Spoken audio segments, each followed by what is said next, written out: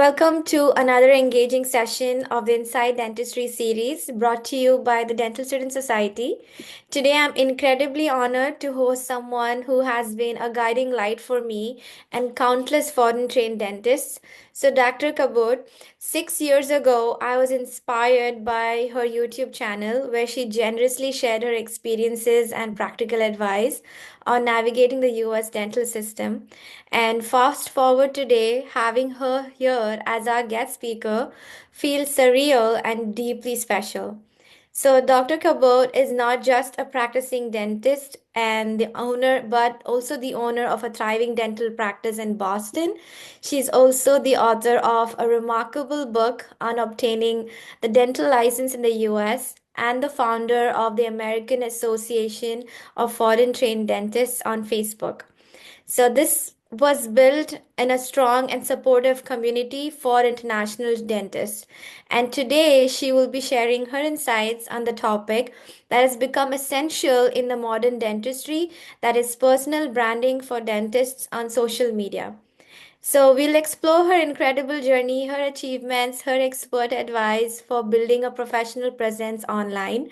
So, without a further ado, welcome Dr. Cabot to the Inside Dentistry series and getting straight to the question, how are you doing? How is everything in Boston? It's cold. That's the majority of the news in Boston. It's freezing. It's good. We love it. Everything's okay. Practice is running. Baby's babying. Life is going along. That is really good to know. And coming to like what inspired you to start your journey as a foreign trained dentist in the US? Well, it's not much of a choice for some people. You just kind of move and you're like, okay, well, now I don't have a job. So my choices are I'm either going to work in a supermarket or I'm going to try and figure out how to get myself a license to actually have a job. I got married to my husband. We've been dating since we were 16, so we were in a long distance relationship. And I kind of gave him an ultimatum, you either marry me or I'm going to residency. After I graduated med school, he was like, "Well, I can't wait for another 4 years. We're getting married." So that's how I got here, and that's how I started my dental school career. That is really good to know. I remember like I was back in India in dental school and I was looking into resources about the US, and your YouTube channel was the first thing where you were sharing your experience at the Boston University. What is INBD part 1? I mean that time it was part 1 and part 2. So like you were telling me about that, and it is so nice to see in person and really talking to you. So like thank you so much for doing this. And so coming to like, could you share the turning point in your career that like led you to own a dental practice in Boston? I think it's my pregnancy. Honestly, my mom blames it on my hormones, and she still thinks I did it pretty half insane. But honestly, I always wanted to have a dental practice of my own. I always have like business entrepreneurial mind. Going into any career, I knew I wanted to have my own. And I just kind of realized when I got pregnant that, look, I will have a kid now, and they will require a lot of attention, and Yeah. practice will require a lot of attention. And I will have to wait until they go to school and will have more of independence, or do it now, right now, when they still don't build any memories, when they're still very young and they don't like have the memory of their mom not being around all the time. So I decided to just go all in. That's kind of my life motto. Eyes closed, head first, don't think, just deal with the consequences. It's not always the best. Don't recommend it. Don't follow that. But that's just kind of how I was. I started looking and I found a perfect practice that was the owner who was retiring was Russian. There were a lot of Russian patients. It was very similar practice philosophy. And I just decided to get it and see how it goes. Yeah, I mean that is really positive and definitely like a good approach to how you said things are going for you. And so what were like some of the biggest challenges you faced when like you were transitioning from into practicing in the US? Well, you don't know what challenges you're going to meet when you start. And with any kind of thing you're doing, but in dentistry and healthcare in general in the US, I had no idea how difficult it is to navigate insurances. And even when you work as an associate, which I did for a year, you kind of get your paycheck and you don't really think of where all these collections are coming. Even if you try to get into understanding of how that payouts happen, you don't understand how terrible and how difficult it is to fight with them. And when you're a business owner, it's like you get a little bit blindsided of how hard it is to run your business and pay employees dealing with insurance. So I think the biggest problem and the biggest challenge for me as a business owner was to deal with dental insurances. So Okay. it's not like it's our enemy and it's our friend. They're Yeah. 80% of our customers. That's what pays us. But it's challenging. And I encourage everybody who wants to actually get a dental practice in the future, start learning and start participating in billing and working with your office managers who are, in who are working where you're working as an associate to actually kind of get into insurances and understand it early. Yeah, I mean, I remember you being really active on Instagram, and you are, and also you've been very vocal about how you feel, during your practice when you're, working in your practice. And I think you've also been under the renovation project with a dental office. So like it was really nice to be on the loop with you and like, kind of seeing how things have been working out for you in the dental practice. So I have to say that there's a lot to learn. And There's a lot to learn, yeah. yeah. And I did notice you have written a book. You have also created a Facebook group, which I'm also a part of. So, how did writing your book and creating the American Association of Foreign Trained Dentists come about? Well, it was all demand, basically. It was all demand by the subscribers, by the people who I talked to. I wouldn't have done it just, for myself. It's a lot of work. So I just was getting questions all the time because I realized there's no information online. Like until you ask somebody trying to Google it, the all of the even universities who are hosting the applications, who are accepting people have no credible information. It changes all the time. The process is so convoluted. And answering all those questions became overwhelming. I already started feeling like I feel like I said answered the same question 3 times today. And the questions didn't stop. And I was like, okay, let me put it in one place. And you can just read this so I can refer people to this. And when I started typing it out, I realized, okay, that's a lot. Like that's turning into like it's not an article, it's a book. And I decided to make it into a book. So I self-published it. It wasn't like anything special, but it took me like 2, 3 months to write. It was tough. And it was like constant work along with my working as an associate at the time. But I'm glad I did it. It's a little bit outdated now, and I'm planning to make a second edition soon. But it's very helpful for me just living my life because when I get a question on Instagram, I'm like, I know just the thing you need to read. So it's easy. I just made my life easier. And same thing with the Facebook group. My intention was for me because it's evolving so fast, and I'm old. Like I'm pretty old. I've been doing this for 6 years now, I think. So the processes change, the Cabot changes. So Yeah. I feel like some questions I am not even eligible to answer, and I wish I could ask other people. So instead of having like one too many kind of system of delivery of information, I wanted to have many too many. You can ask a group of people who can give their insights. So I'm still kind of working on it. It's not a top of my priorities on my giant priority list, but I feel like it's a big problem with just anybody applying into a medical field, any student, even not dentistry, medical students as well, American, foreign, there's a lot of competition and people don't want to give up information because sometimes they feel like it's going to bring their application down, which it won't. It really won't. Just even people who are already in school feel like they don't want to share information because, well, with the mentality of like, I struggled, why shouldn't you struggle? Yeah. Right. And I feel like it's wrong. That's why it's my intention to have people unite, to be friends, to chat in a community where you can, talk to somebody who went through just not even about questions that you have, but just have a stress relief to talk to somebody who went through the same thing as you.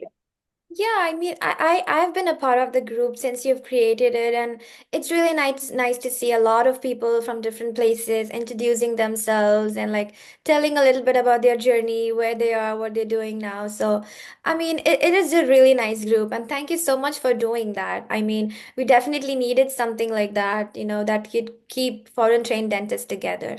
So, like, what strategies have been like working for you when you're growing an online community, like particularly in Facebook and Instagram, YouTube, like so.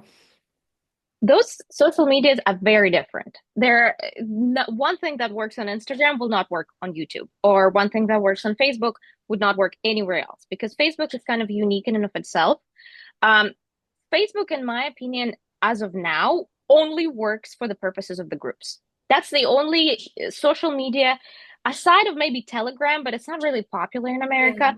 So majority of people actually have Facebook. That's the only place where you can aggregate people and have them talk to each other.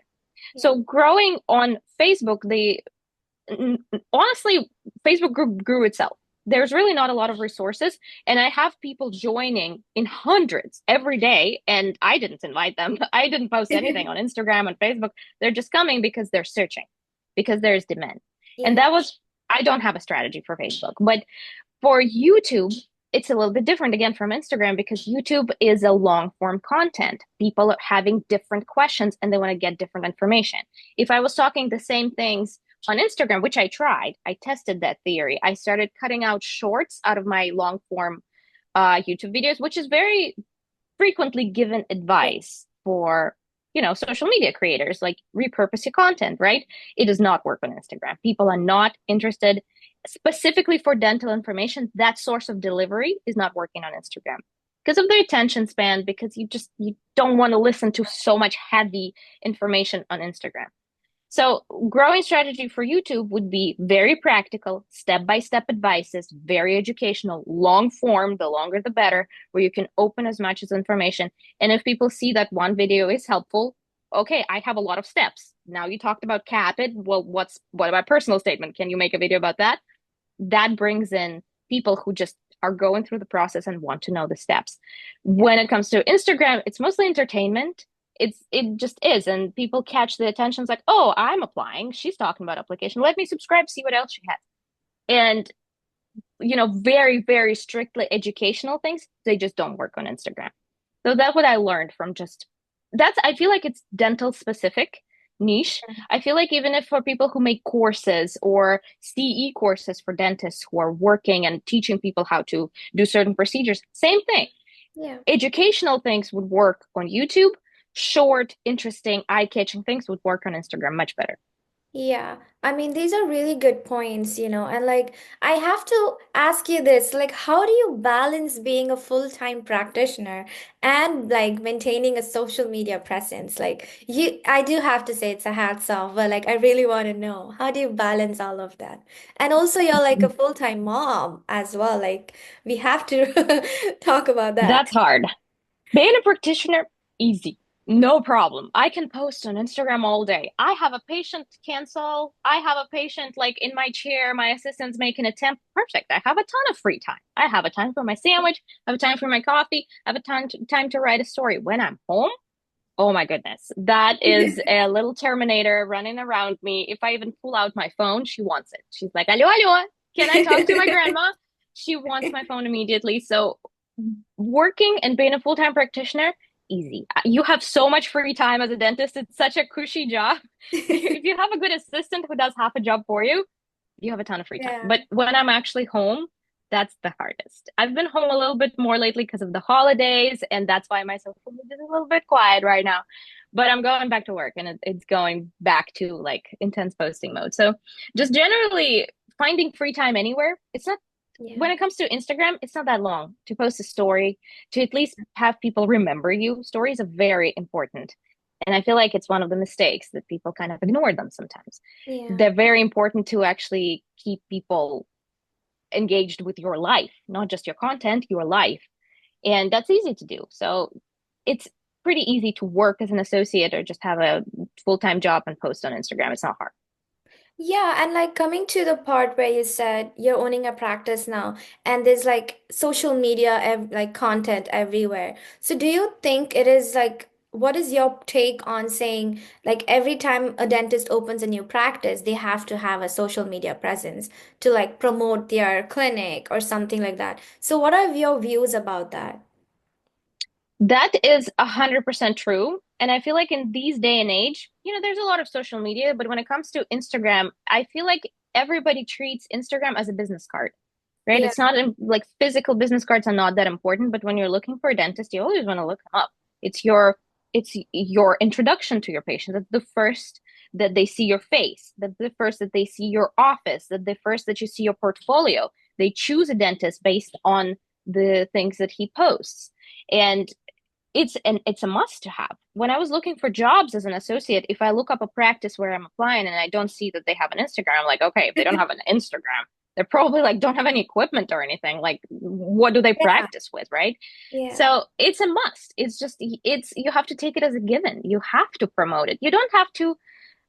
This is another kind of inside tip. You have to know why you're doing it. You yeah, posting for the sake of posting is not going to bring you anywhere. It's not going to grow your Instagram. Just posting a picture of like Happy National Flossing Day. Yeah, who needs that? Why? You're just wasted your time. You have to clearly understand your goal. Is your goal to attract new patient? Then you have to be very clear about your services, about their prices, yeah, which is very controversial, about your portfolio, showcasing your work, but making sure that you're showcasing your life as a person, not just as a dentist, because just seeing teeth everywhere, it's, yeah, or if you're like an endodontist or a surgeon, for God forbid, and you post just meat everywhere, blood, yeah, it's, regular people are not used to this. They don't want to see it. People sometimes think it's gross. So they want to have you introduce yourself as a real human being, and then they're going to come to you. Then they will build a personal connection and come to you as a dentist, not a dentist next door. Especially if you practice in the city and there's 17 dentists, why would they choose you?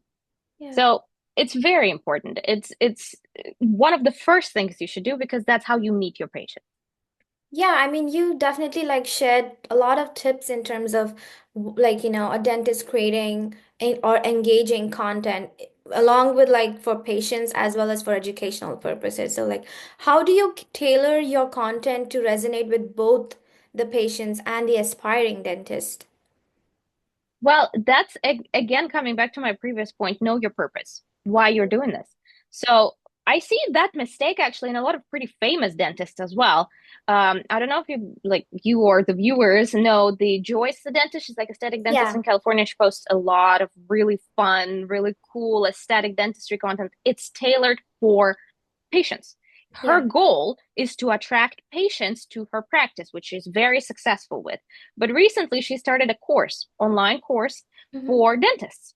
But Okay. why would you do that if you don't target your Yeah, Instagram or your content towards your dentist peers? She's famous enough that she can pull it, but I don't think it's a good idea for a person who starts.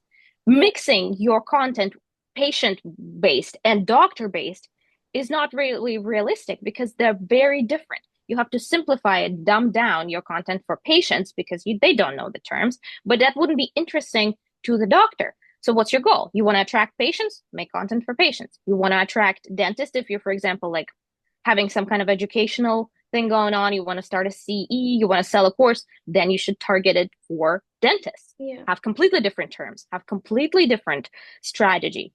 And I don't think mixing it and trying to have a page for all of us is a good idea. If you want to attract patients kind of at the same time, the better idea would be post professional, you Mhm. know who's Yeah, the main, what's the goal, know who's the main audience. If it's dentist, post dental stuff, but show your personal life. yeah, Here are my kids, here's my dog, here's my house. No, not the front of it, but like this is what's going on in my life. yeah, And that way patients relate to you as a person, knowing that you, of course, a professional. You show yourself as very strict, um, business at yeah. front, party in the back, business on the reels and main page, but party in the stories. And Yeah. that's how you can kind of mix it and have patients relate to you as to your personality rather than your work. Yeah, I mean, these are really great insights. I mean, when you talk about so many things and how to, like, focus on what your purpose is into content, it does mean like you have to spend a lot of time trying to find the right niche and, like, curate your post or your content regarding that. And what advice would you like give to a foreign trained dentist who is aspiring to build their own like personal brand? Yeah. Well, for again, figure out why. Yeah. Why you want to do this? Because if you just want to be a practicing dentist, just have patients, just use it as a business card, Yeah. then your schedule of posting would not be as intense. Then your content would not be as intense. You would post only, you don't have to post every day, right? You would only post your best work. You would have to think of your page as your business card. What do you want the patient to see when they first come to your door? Um, so your goal here is not to grow subscriber count. because it's not going to bring you any business. It's not, you can have people subscribe to you from California, but you live in Boston. What's the point? Right? Yeah. But if your goal is to just be a popular dentist, okay, then your posting have to be completely different. Then your strategy would be grow as many subscribers as I can. For that, you would have to focus on reels because that's what works right now. You have to think what's going viral, what's gonna work. You have to build your strategy in a completely different way.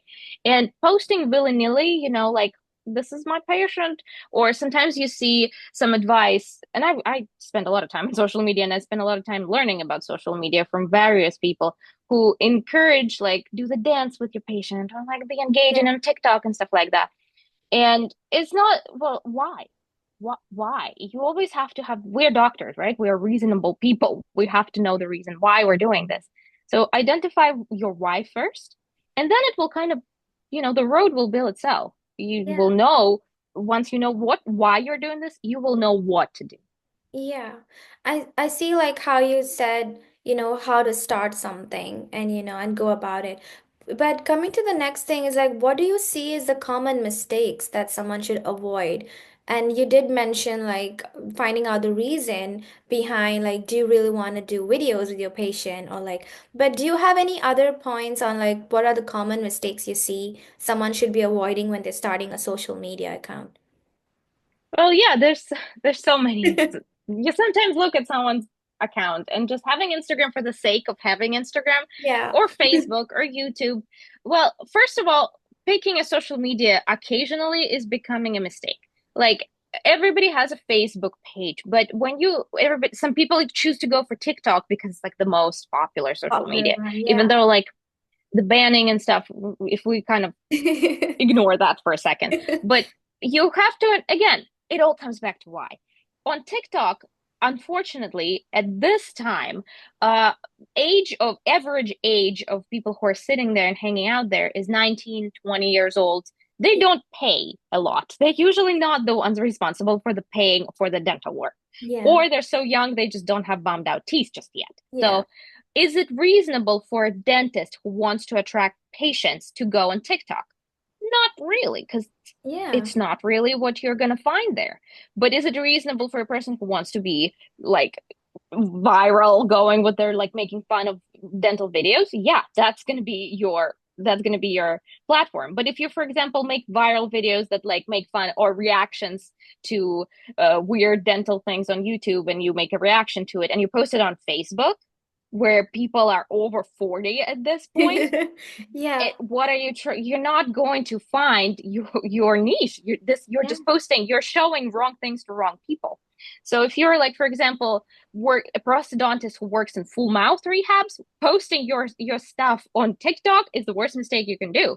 Then you should go to Facebook, right? Then you should find people who will have no teeth, people of older age. You should understand the target audience of your content.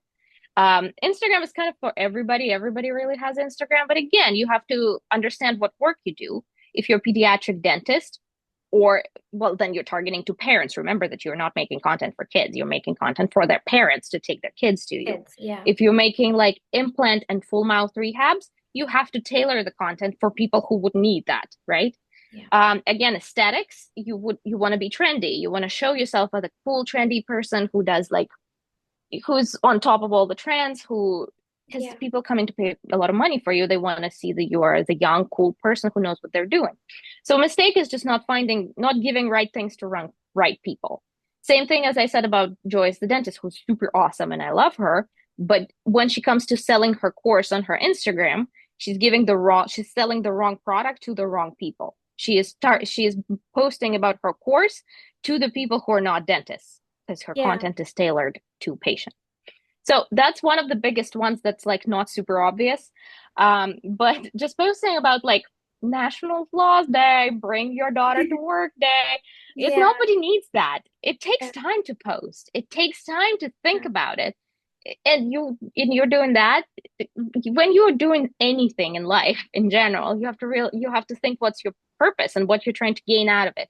And if you're posting for the sake of posting, well, better not post. Better have your feed curated. And when you open a page of a dentist and you see like nice curated feed, you don't care when he posted it, right? You're not looking at a date. You just look at it and it looks nice. It's better to post more rarely, but have your feed more consistent and True. look nicer and less visual clutter there.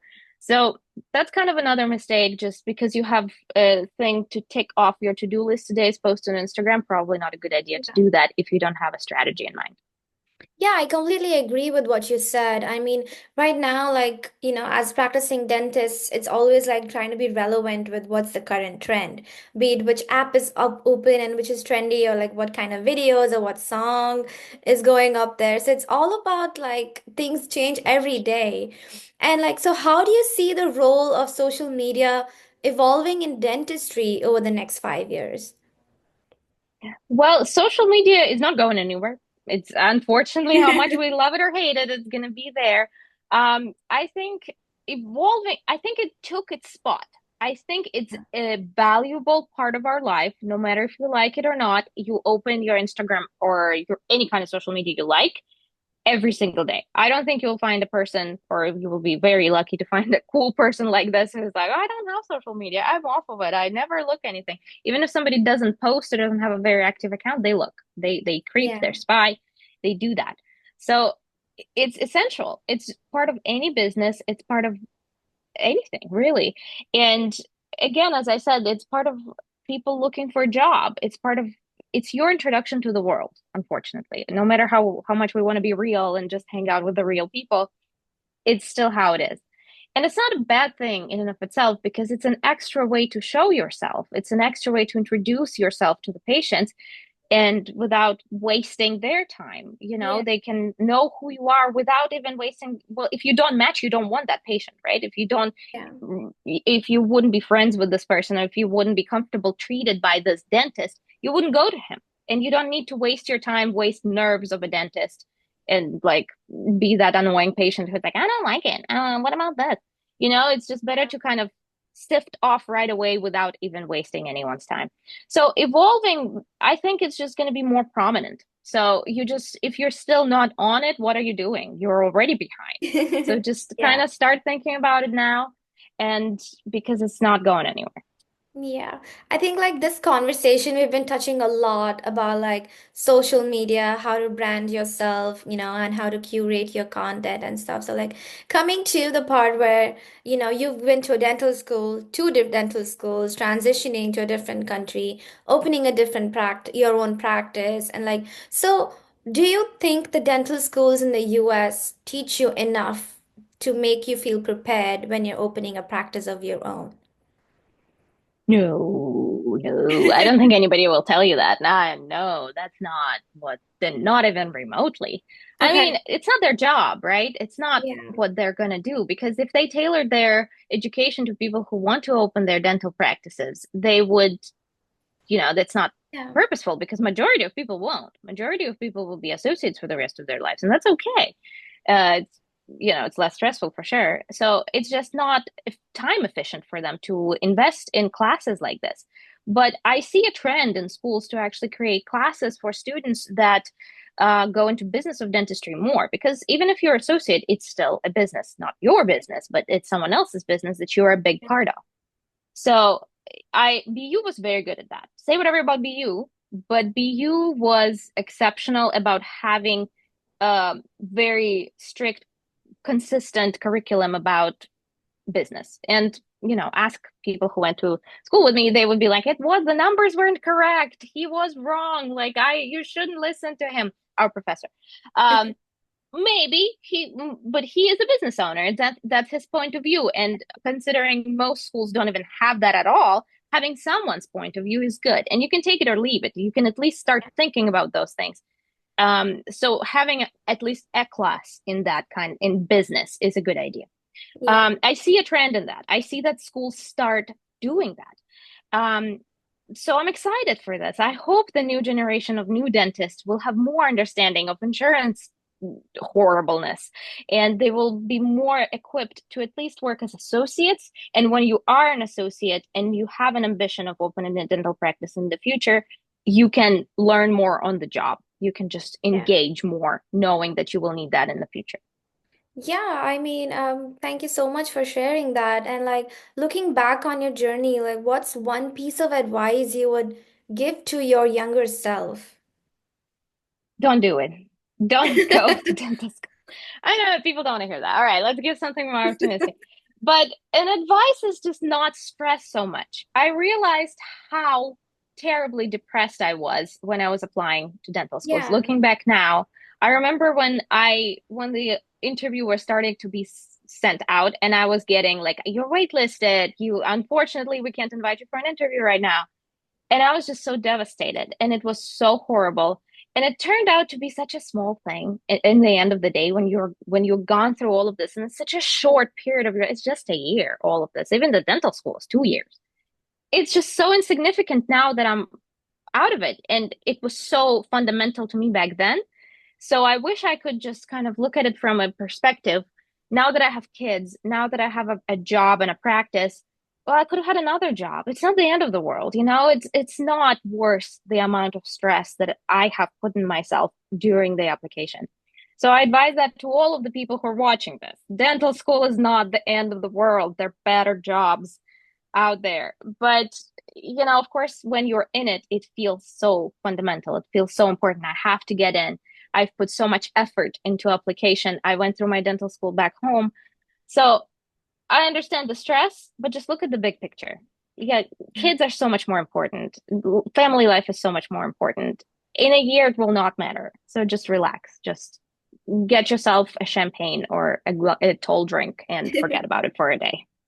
Yeah, I mean, what an incredible session. I really enjoyed this conversation with you, Dr. Cabot, and a heartfelt thank you for doing this with me and sharing your wisdom, your personal stories, and your actionable tips on like personal branding.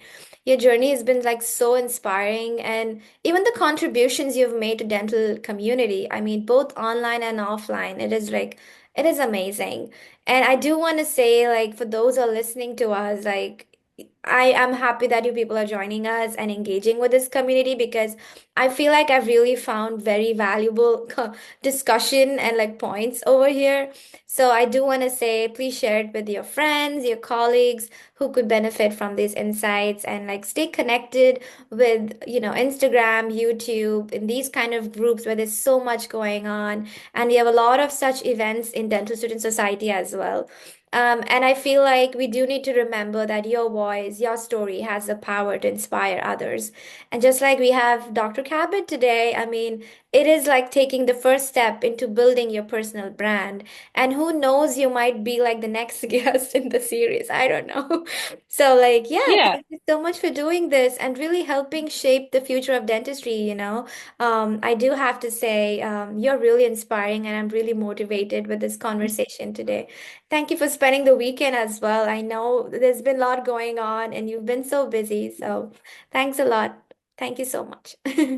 Thank you for having me. It was super fun. I'm a chatter. I'm sorry. I love to talk. I have opinions and they're not always right, but I'm glad you took time to listen. Yeah, of course. It's been a really exciting conversation. I mean, I really enjoyed it.